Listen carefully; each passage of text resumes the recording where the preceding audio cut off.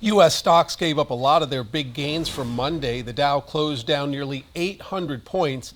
The Nasdaq and S&P 500 also finished in the red. The Federal Reserve slashed interest rates by half a percentage point today. It's attempting to give the U.S. economy a jolt in the face of concerns about the coronavirus outbreak. This was the first unscheduled emergency rate cut since 2008, and it also marks the biggest one-time cut since then.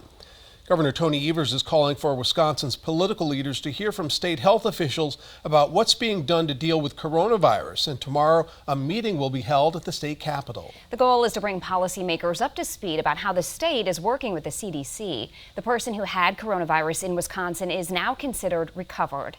Congressman Brian Stile was one of 14 lawmakers at the White House for a briefing on the coronavirus. Vice President Mike Pence talked about ongoing efforts to combat the outbreak here in the U.S., as well as an update on the global impact. Stiles said, quote, "I had a productive meeting at the White House with Vice President Pence and congressional leaders focused on the coronavirus. We must ensure the federal government provides necessary resources to address this disease.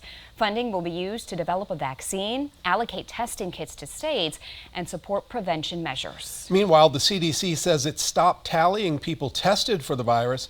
Democratic Representative Mark Pocan wrote the CDC saying he was concerned the number was no longer posted. Part of the letter said we deserve to know how many people have been tested.